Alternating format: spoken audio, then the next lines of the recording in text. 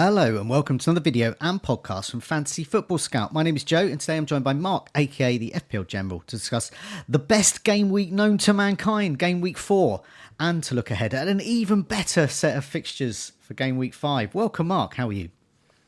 I'm okay, Joe. I was going to just start the video in floods of tears, like I'm sure many viewers and listeners are doing this week. It's one of those game weeks, one of those kind of freak game weeks. A lot of people had an absolute shocker, myself included. But I always say better to have these in game week 4 than game week 34. Yeah. Plenty of time to bounce back, and always another game week just around the corner to prepare for as well, which is good. I think I can't remember whether it was on this video or another one where one of the reasons I was hesitant to wildcard, and I know many people did, was because the week after an international break, there are always surprises. No matter how much you think you've nailed the game, there will be surprises. And the biggest one, already in your side, new recruit for me, João Pedro.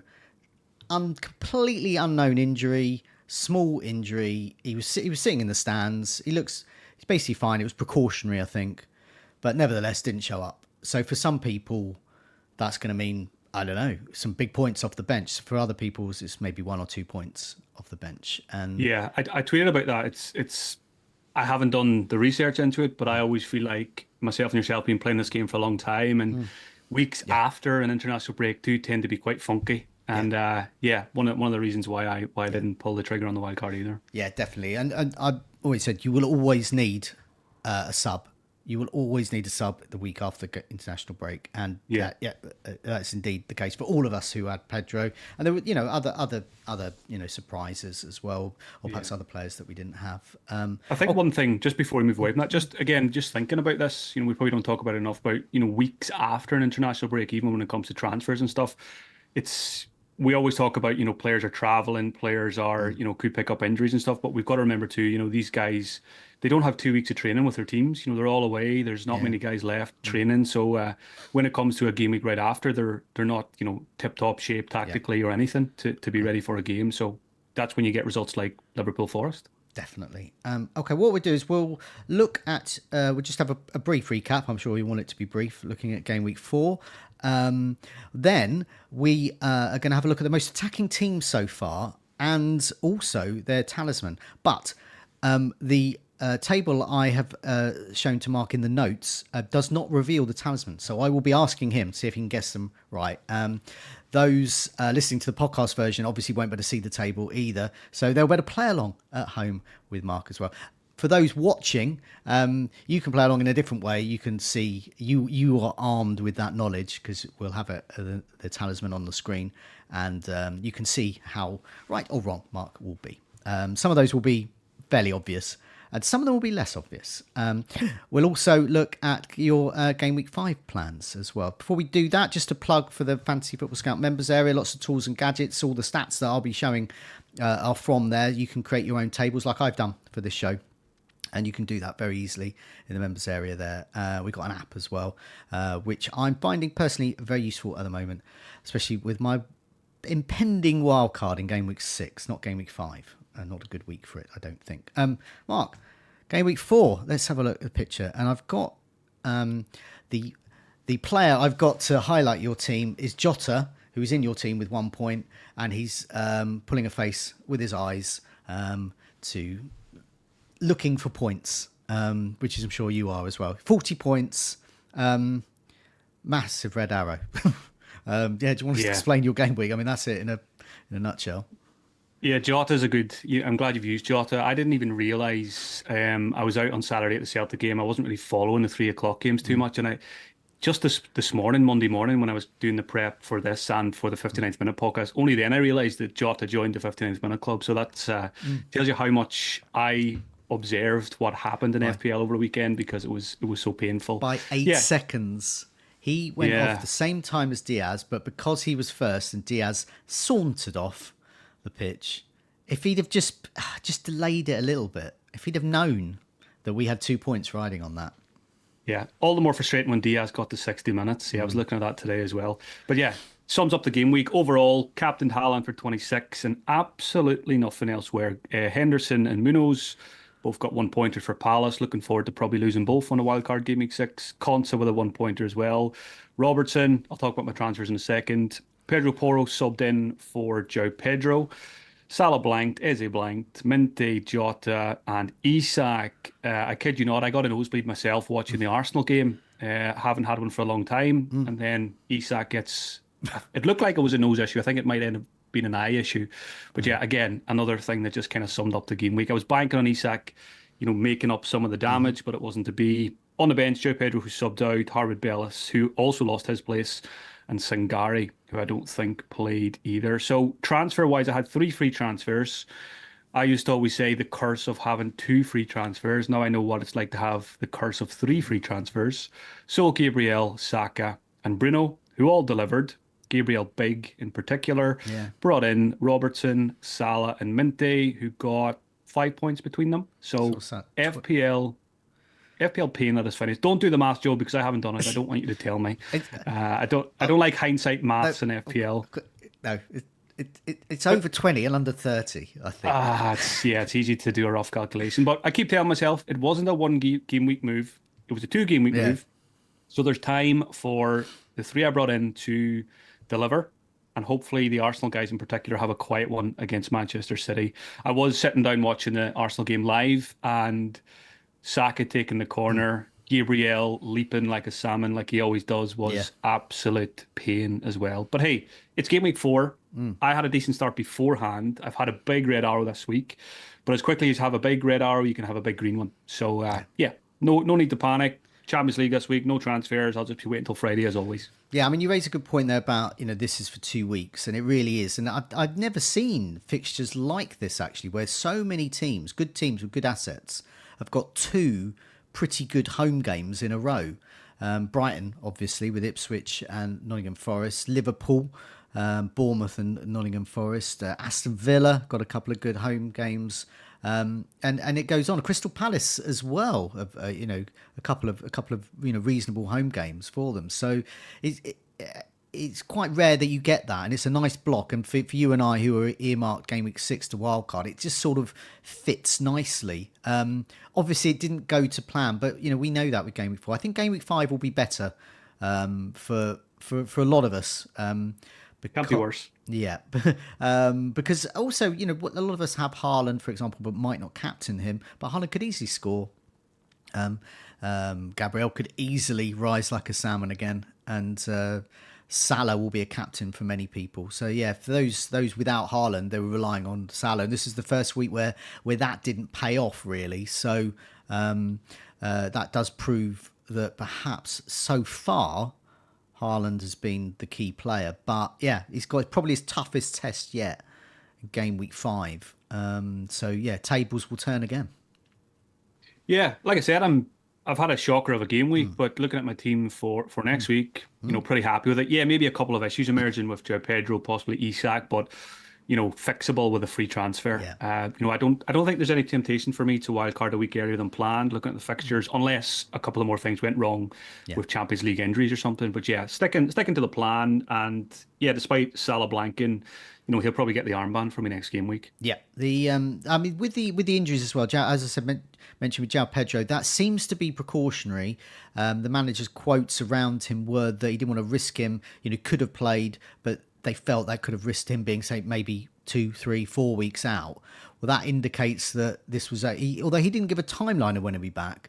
If he was saying he wanted to avoid 2 to 4 weeks out, missing 1 week presumably means he's going to be back. And the fact they didn't score, despite huge amount of possession, huge amount of shots, Muric being absolute worldy goalkeeper performance, says to me that the likes of Pedro are needed. I think Pedro offers that little bit of class, that little bit of difference to their side. But is he their Brighton talisman? We'll find out in a sec. But yeah, I wouldn't worry about that. And I don't think I'll worry about Isak as well, because if it was a facial injury, those are like a problem at the time, but that can be sort of patched up. Yeah, I think I've seen it. The latest things I've seen was maybe he was suffering from double vision, possibly. So the only concern Okay. there would be concussion. So Okay. hopefully there's no concussion because obviously protocol would need to be Mm, followed. But yeah, hopefully Isak and João Pedro can be okay because I like fixtures mm, for both. mm. And an ideal scenario, I'd probably just roll a transfer for the week after the wild card. Yeah. So yeah, we'll see how the week pans out. I'm sure another spanner will emerge. Yes, definitely. Okay, what we're going to do now, we're going to have a look at the most attacking teams, and Mark and those listening on the podcast version will not be able to see who the talisman for those teams are currently. So I'll put that table up here, and I'll just go through that all. I've got the most attacking teams, most attacking by expected goals. I've also included how many goals they've actually scored, who their next opponents are, and who their talisman are. So the first one is Man City. Scored 11 goals. Expected goals 9.3. That's the highest of any side. The next match is Arsenal. So it's a tough test. This is a nice, easy one to get you started. Who is their talisman? Easing me in gently before things get tricky. I'm absolutely sweating here with this. You put me on the spot. You didn't even tell me this before we started recording. So No. I like this idea. So yeah, easy Erling Haaland for Yes. for Manchester City. Yes. His expected goal involvement is 5. Scored more. But yeah, his expected goal involvement was 5. So over half of their expected goals are going to involve Haaland, according to expected stats. Next up, Liverpool. Scored 7 goals, a bit less. Expected goals 8. So getting okay with Man City. So no surprises here. Next match, Bournemouth at home. So this elevates Salah really into our thinking. What you mentioned, you were going to captain him. I know I will, and I'm pretty certain it. Most of his owners will. Yeah, Salah. I mean, I'm not. I'm just going to reveal that there because that's just another obvious one for you. Yeah, that was just two players came to mind. I knew it would be Salah, but I presumed Luis Diaz might not be too far behind Yeah. at the start of the season. So, but yeah, nice and easy again. Yeah, 3.17 XGI there. Manchester United are third. That is a surprise. That's a huge surprise because last season they couldn't really buy a goal. 5 goals, expected goals 7.9. So that's their expected goals. So they've only scored 5 goals, but their expected goals is on a par with Liverpool.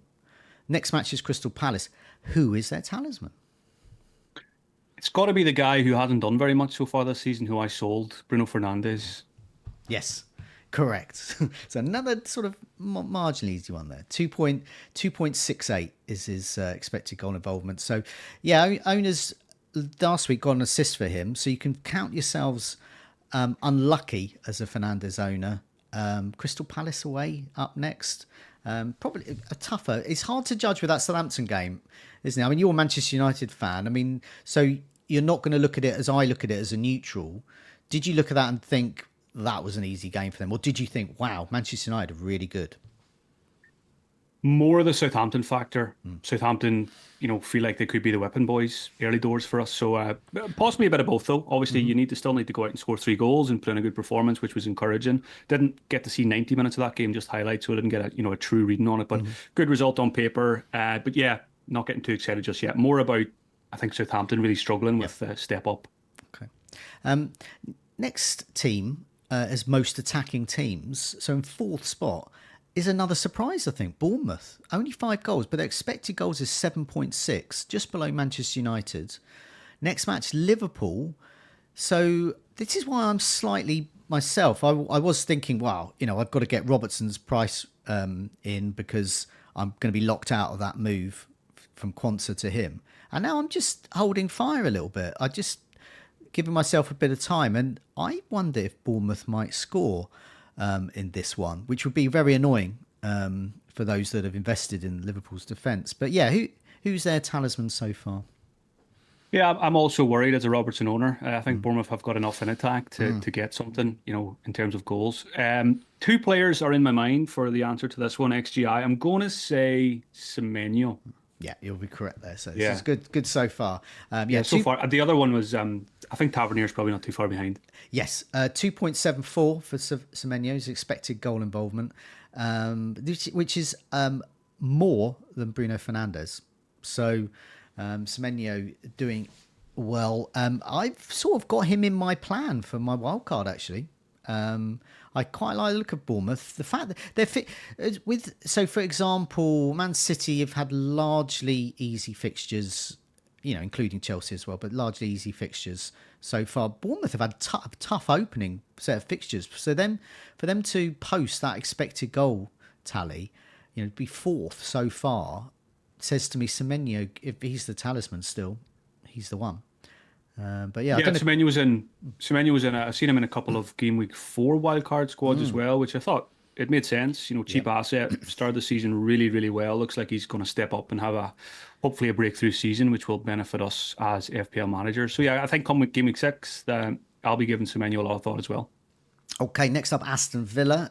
They had an initial poor start, but they're in amongst from game week 3 onwards. They've had a good run, so a couple of good matches for them, and it's a good run that continues. So they've scored 7 goals. They expected to have scored 7 goals as well. Next match, Wolves at home, so it's a kind fixture for them. Who is their talisman at the moment? I'm going to say Ollie Watkins.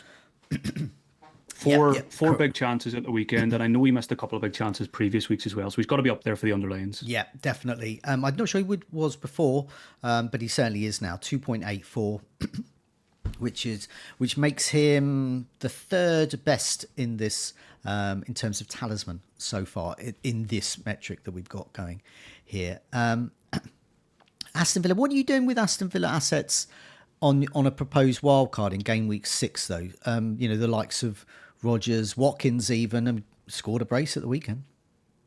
Yeah, the only one I have currently is Konsa, who's not really, they're not keeping too many clean sheets, so I'm not sure if he will survive come wildcard time. I feel like I've been fortunate as a non-Rodgers owner to not be punished by him. I think he had 3 big chances at the weekend again. His underlines are good. He is the king of dodging points, as I've seen a few people mention recently. But even though he's blanked in 4 games, the owners will be thinking about selling, but I'm on the opposite side. I'm thinking about bringing him in on a wild card because I still think he's one of the best enablers in the game.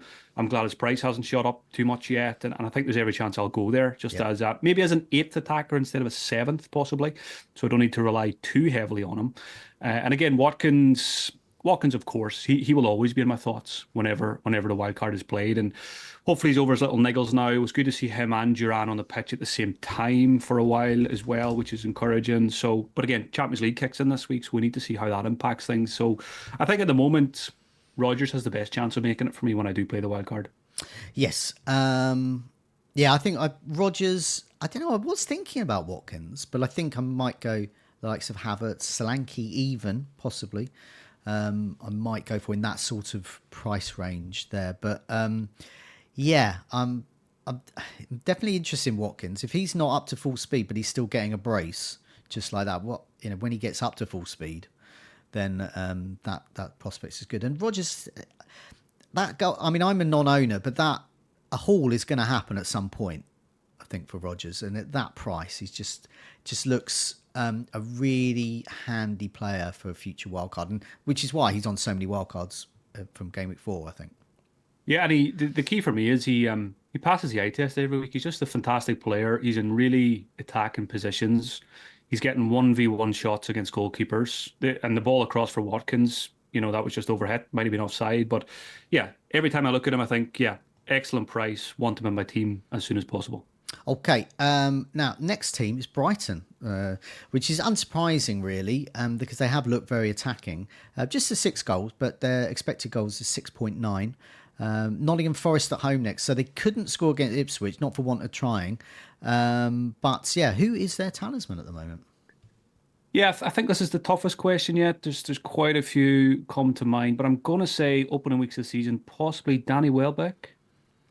No, it's not actually. In terms of, interesting. yeah, so in terms of expected goal involvement, it's actually Do I Matoma. get I was going to ask for a second guess. I was going to say Matoma, Yeah. but I think again it would have been close between him and Minty. Yeah, 2.44. Yeah, he had another great chance at the weekend against Ipswich. Didn't put it away. Just while I'm just going to have a quick look at the members area here, because obviously João Pedro. I just wanted to have a look at the minutes difference because João Pedro didn't play, so he had 3 minutes. So Matoma's got an extra game on him, which is an extra game to rack up those points. But in terms of minutes per expected goal involvement, yeah, Matoma's still got it on João Pedro. I just wanted to check that because I know some people in the like I'll say, better metric would be per 90, but we'll get to that as the season goes on. But over the 4 matches. But yeah, in terms of minutes per expected goal involvement, non-penalty, this is it's every 240 minutes for João Pedro, but it's actually every 140 minutes for Matoma. So yeah, Matoma's the man. If I had another million, I've got Minter. I'm probably not going to keep Minter, not just because of the fixtures in game week 6, but as has been pointed out by a lot of Brighton fans, he's young. He's a young winger. He's great at tracking back. He's great at getting the ball. He's great, beating the man. But it's just decision making sometimes on a cross or the shot is not. But he's only 20, so to be expected. But Yeah, yeah, yeah. I was quite happy to take the 2 week punt on Minte last week with the transfers. It came down to Rodgers versus Minte, and I just like the fixtures a bit more for Brighton. But again, I always knew that it was probably a 2 week punt on Minte, and then Rodgers come wildcard time. Yeah, definitely. Okay, so we got a surprise so far. Brentford is next. They're just behind Brighton, 5.9 expected goals. They've actually scored 6, so pretty much on par for what they should be doing. They've had a tough opening set of fixtures, so for them to be 1, 2, 3, 4, 5, 6, 7, the 7th best is pretty good. Tottenham, who can be leaky, who is their talisman? Got to be 1 or 2 players, and I'm going to say it's probably close between these two, but I'm going to say Brian Mbumo. Yes, it is. Yeah, yeah. So that's definitely on my game week 6 wild card. Presumably yours as well, with a 2.43 expected goal involvement, very strong. Yeah, probably the first name on the wild card. Again, I thought he looked good against City. Yeah. You know, he could have easily got something in that one as well. So he could be a season keeper Yeah. as a talisman for Brentford. Unfortunate that Wissa looks to have picked up an injury. His numbers are good as well this season, but yeah, hopefully he might be okay by game week 6. But we need to keep an eye on that one. Yeah, I hope he is with Wissa, because I mean he could even be back for game week 5. We don't know the extent of the injury, because it was more of a sort of a knock. So I don't know whether the injury is an injury from that, or he's just it's just bruising and just couldn't continue in the game. But I think we'll learn more in the next few days. Yeah, it looked like it looked like impact, but it also looked like the ankle kind of went under him. So it did look quite worrying. He's pretty much was pretty much nailed up for my game week 6 wild card. I don't know if he was for you as well. Yeah, for But sure. one of the reasons I was starting to look at, say, Watkins, was I was starting to look at rearranging that a bit, because I was trying to think of, if I didn't have Wissa, who would I have? Who would you have at that price Yeah, range? we're probably going to have to be forced to look elsewhere, and of course it could be a 3-5-2 now instead of having Wissa. But again, there's cheaper guys. You know, there's the likes of your Vardys and stuff, and it's not too far to get to a Solanke, for example. Yeah. So yeah, there's always alternatives. Yeah, I was thinking Solanke, and I got to the Calvert-Lewin stage of tinkering, Hey, he's looking good. but he's looking good and he scored. And he's scoring the same goal, I think. Yeah. But yeah, he's the Everton, worth noting, from game week 6, the top of the fixture ticker. Crystal Palace at home, Newcastle at home, Ipswich away, Fulham at home, Southampton away, West Ham away. I mean, its destiny is all for Calvert-Lewin, and Yeah, it's going to be. I think it's going to be a Calvert-Lewin redemption arc in the FPL world, and I might end up there. If there's no Wissa, Calvert-Lewin is very. I think he's very likely to make it into my team now. I think he's looking a lot yeah, better. He had to rattle the crossbar as well. He had another kind of. He was through 1v1, and he kind of just took too long, and it actually almost resulted in a console goal, which would have been another yeah, fun part of the game week. So yeah, Calvert-Lewin. I like Dwight McNeil playing in the 10. I think that's better for their attack. McNeil's look really good. So yeah, Calvert-Lewin, I'm certainly coming around to the idea with each passing week. yes, definitely. Okay, next name, we were looking at Vissa, so it's Chelsea. They've scored 8 goals, but their expected goals is only 5.8. So they're getting a bit lower down. So you can count yourself lucky if you got some Chelsea goals. Their next match is West Ham away, and who is their talisman? I think this is a hard one as well. I think the obvious answer would be Cole Palmer, but it might not be the actual answer. I'm going to say Madueke. Okay, it's actually Nika Jackson, Ah, 2.6, who chimes in with a if we don't get Wissa on a wild card. Jackson is another player that I'm thinking of getting in. Game week 6, Brighton and Nottingham Forest is that nice home double up. Game week 6 and 7, you can always hop off then for game week 8 against Liverpool. It looks quite. I might go there. I might go there, definitely. it's a funny one. You think about Calvert-Lewin and Jackson. I feel like I need to be pushed to get Calvert-Lewin, but I feel like need to be absolutely shoved to get Jackson. So might end up on one or the other, but certainly not both. But yeah, again, the numbers are looking good. He's looking good. I don't think he has too much competition, although, they could play an Nkunku up front or something like that. There's always that worry, and I'm sure it'll happen exactly when people start to jump on him. But Yeah. for now, on current information, Jackson's a viable pick. Yeah, yeah. He is. It's really annoying. It's this slot in my game week 6 plans, possibly yours as well. Where it's just, I just know I'm going to get a player I hate in from a team I don't like, and it's just going to happen. And maybe that's just what we have to do as FPL managers. It's part of FPL sometimes, Yeah, isn't it? You can absolutely despise someone, or they could have a whatever they're up to in their personal life. Sometimes you have to just put it aside if you want points. yeah. So yeah, those guys might end up coming in. Next name, Crystal Palace. Just the 4 goals, but they should have get expected goals is 5.6. So getting on for nearly 6 goals. So we can count ourselves unlucky. I think those with Chelsea, Crystal Palace assets will count themselves unlucky so far. Next match is Manchester United at home. Who is their talisman though? I'm hoping it's EZE, but it might not be. Is it EZE? It is Eze. No, just Yeah. put that. It's 1.95. Now, there's 2 things about that. One is you're correct, it's Eze, but now people will be thinking about Mateta because Mateta and Eze are both on penalties, and we don't know how they divide it. They've got this sort of woolly, sort of whoever feels like it on the day. So that could be like you're on penalties until you miss, or it really is just depending on that day. But nevertheless, 1.95 in terms of expected goal involvement, that is much lower than anyone else so far. Jackson's 2.6 and Bomo's 2.43, Eze 1.95. So it says to me, whilst he is their talisman, he's the talisman for a side that is just not generating as much for their talisman as you would expect.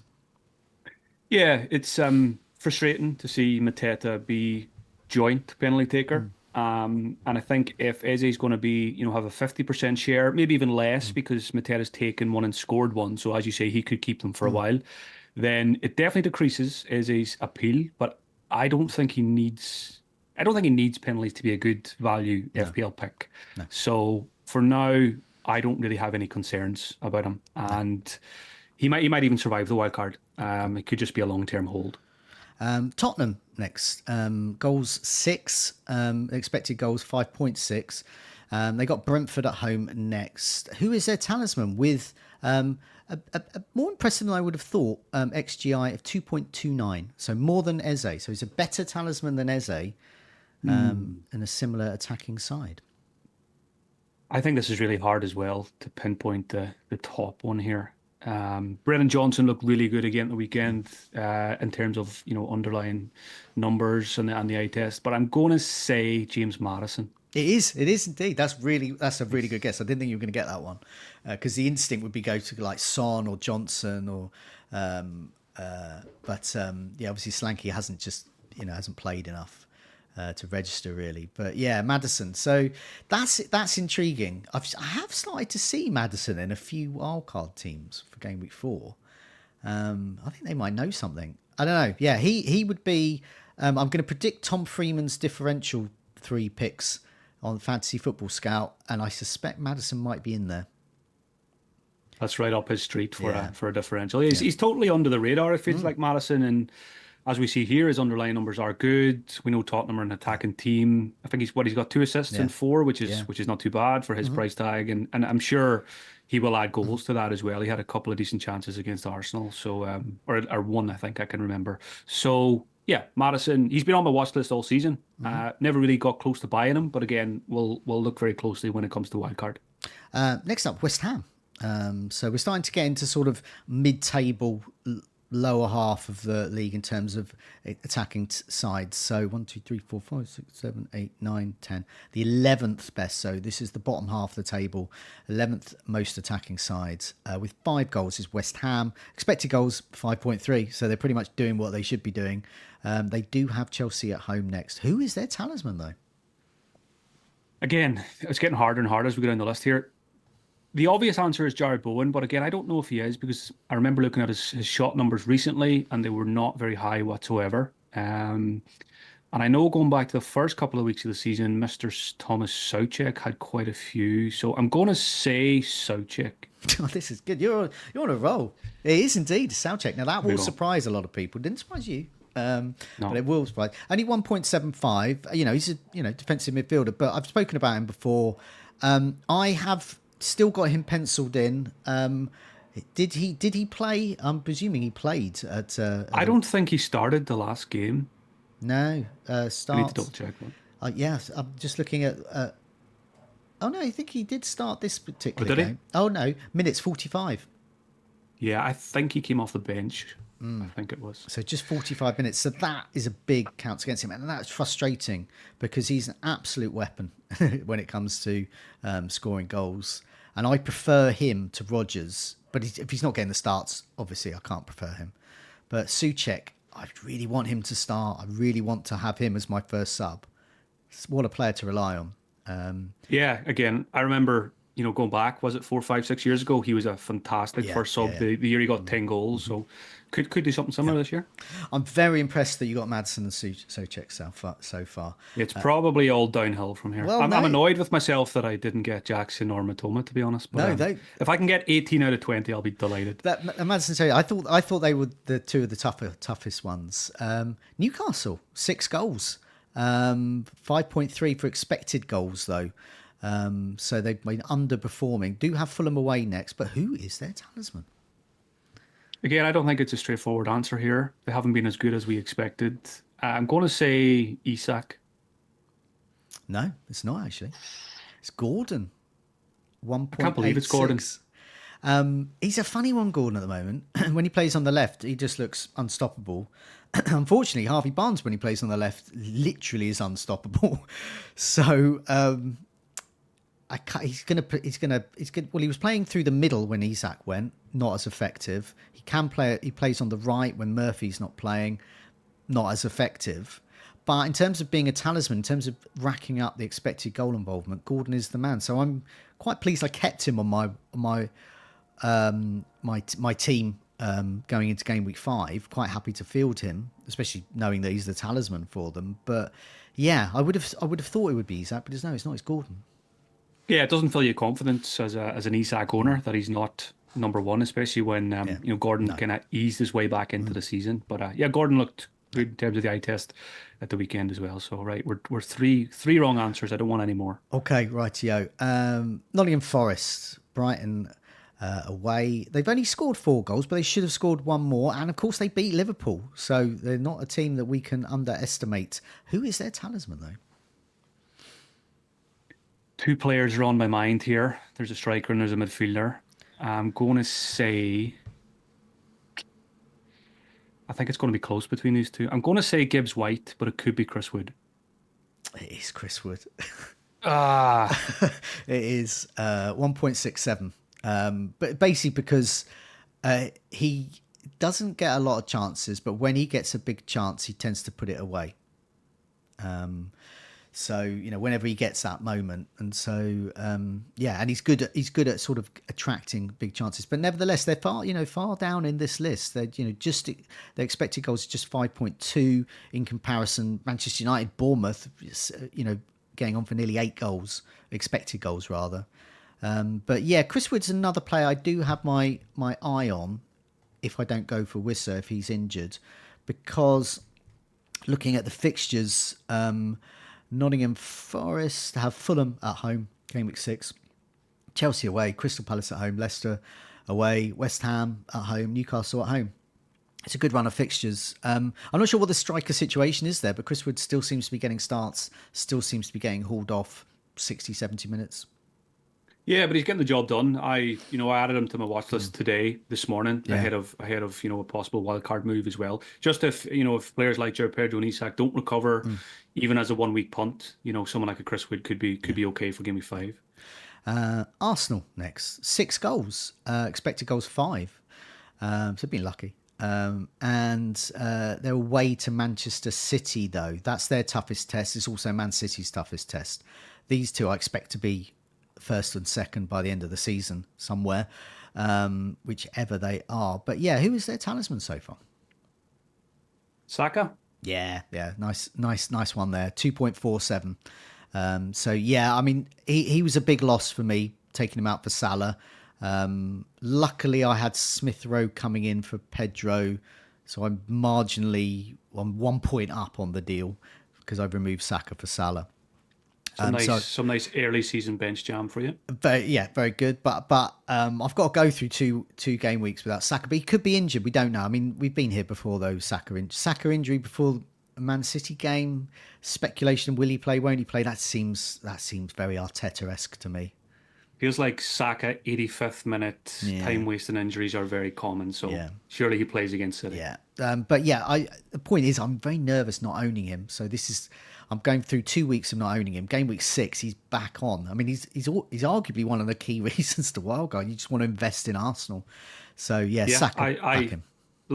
like that. Sold Saka, sold Gabriel, put both players straight back in Yeah, Game Week 6.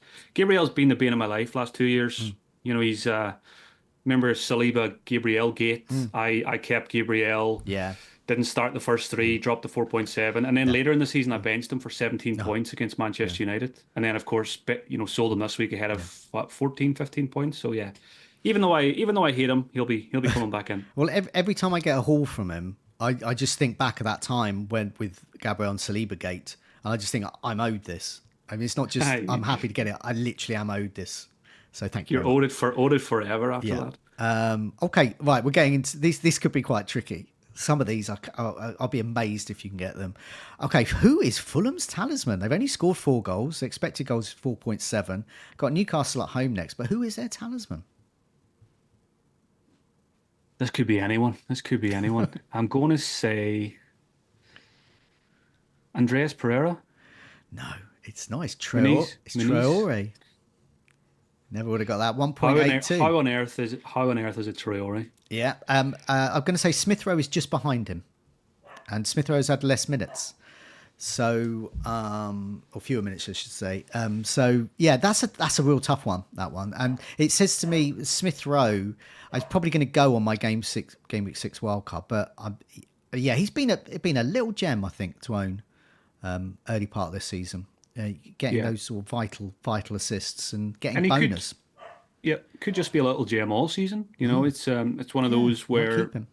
it's always going to be one of those probably find to sell, find to keep, and should provide you good value over 38 game weeks. So yeah, good to see him back as an FPL option. Yeah, I mean, it's just the only Nottingham Forest away, game week 6, okay. Then Man City away, then Aston Villa at home. So it's not a great run, but then does have Everton away, Brentford at home, Crystal Palace away. So yeah, it doesn't say to me keep Smith Rowe on a wild card, yeah, I wouldn't mind. I wouldn't mind him still there. Okay, if you get this will be amazing. Who on earth is Southampton's talisman? And they're at home to Ipswich. They've only scored 1 goal, but the expected goal is 4.6. But I think a lot of that's from that Newcastle game. Who on earth is their talisman? I don't know if I could even name the Small, 11, small fish, 11 small pond. Southampton 11 Southampton players. Well, honestly, I've had to open the FPL page to see who even plays for Southampton to try and make a guess here. So that tells you I am not going to get this one right, but I'm just going to say Adam Armstrong, but it's probably not. No, it's Sugawara. Exactly. I know, exactly. I would be gobsmacked if you got that one. Wolves might be a little bit easier. 4 goals, 4.4 expected goals. So we're getting into teams here. The point about these teams here that people should take away from this is their expected goals are quite low. So if you're buying an attacker from these teams, you've got much less chance of getting an attacking return. But nevertheless, if you are buying into them having a good fixture and getting attacking returns, these are the guys who are going to get them. Who is Wolves' talisman? Probably one of the strikers. So I'm going to say Cunha. Yeah, well done. 1.99, which places him pretty high amongst these lower ranked sides. So it's more than Traore, for example, more than Chris Wood, more than Anthony Gordon. Kuna, Wolves fixtures do turn game week 9, 10-ish. I'm I would I'm quite keen on Kuna, but not initially. But then get moving whoever I've got, like a Jackson, for example, Chris Wood, moving them to Kuna there. Let's go for Everton. I'll race through the next three because we've been doing this for like 40 minutes or so. So Everton, the next one, we mentioned Calvert-Lewin. Is he the talisman or not? But yeah, 4 goals, expected goals 4.3. They got Leicester away next. Good fixture. Who is their talisman? It's got to be McNeil or Calvert-Lewin. So I'll go for the goal scorer, Calvert-Lewin. It's McNeil. So 1.63. But yeah, well done. It's going to be one of those two. Yeah. McNeil, yeah, he's really impressed me. And I may or may not go for him over Calvert. It's just a fitness issue. McNeil just seems to be the one who impresses me most. Just his passing and just all round wing play. He was really good against Brighton in the first match. Yeah, no disrespect to Everton, but I'm surprised he's still there. I think he's really good, Yeah. So and it's nice to see a change of role. Yeah. It's the first time I kind of watched Everton this weekend, and he just looks like he's flourishing in that number 10. He's playing some lovely balls through. He's always got the set pieces. He's got goals. He's got bangers in his locker. Just a really good player and someone we need to consider. Leicester, last two coming up. Leicester, 5 goals, very much overperforming, which may give you a clue to who their talisman is. Expected goals 3.3. They got Everton at home next. Good fixture. Who is their talisman? Probably the king of overperforming is Jamie Vardy. Yeah, that was a bit of a clue there. Yeah, still their talisman 8 years after they won the league. Vardy will be their talisman when he's 47 years old. And final one, Ipswich, no surprise. Just the 2 goals, expected goals 1.5. So they've been lucky to get 2 goals. They got Southampton away, and their talisman, I'll give you, the only thing is expected goal involvement is 0.56. It's by far the lowest out of any of these players. Who is their talisman? Uh, Two players come to mind. I'm going to say Smodzic. It's Leif Davis, No way. a defender. My second guess was going to be Delap. Now, the So fact Davis is there. Now, a lot of us have Robinson in our teams, but Fulham's fixtures are sort of middling from game week 6 onwards. But it's worth noting that Fulham rotate really well with Spurs and Ipswich. So a good double up, and one I'm certainly considering, is Robinson and Davis, and just playing them. Because, yes, Ipswich are the worst attacking team. Yes, their talisman has the lowest XG of any of these talismans. So, but he's a defender. So an attacking return on a low-owned defender, I'm happy with that. And you don't have to play him in any tough fixtures. I think I'm right in saying of those 20 names we just went through, is he the only defender? Yep, he's the only defender as well. So Yeah, yeah. I had a lot of questions last week about game week 4 wildcard picks, and everyone I replied to, I said Leif Davis because fixtures, Yeah. and he does feel a bit like Alfie Doughty, but maybe better. yeah. So yeah, very much in my mind as well. Very much on my mind. Okay. Thanks for playing. That was good. That What was did I get, good. about 14 in the end, maybe? Yeah. To see, Let's let play us that again in a couple of weeks' time. let us know in the comments, who are the big surprises for you, and also feel free to leave some comments if you're listening to the podcast version. Because It's definitely Traore the biggest surprise. yeah, I think I mean some of them like Sugawara at Southampton are just like who cares who their talisman is, but then you get players like Leif Davis are quite interesting. Ipswich can fit in with our teams. Well, so I hope that's been of interest to everyone watching and listening as well. Certainly, I quite enjoyed compiling that as well because there was a lot of surprises as I was typing them out there. I can stop sweating now. Yeah. This is a nice easy bit now. Your game week 5 plans. So after game week 4, I put a picture of Porro up. I presume you're going to play him, and he's smiling. He's optimistic. So optimistic game week 5. Who you playing? What are your planned moves? Yeah, Pedro Porro knows that game week 5 is going to be a 100-point game week, and he's going to contribute about 20 of those points against Brentford.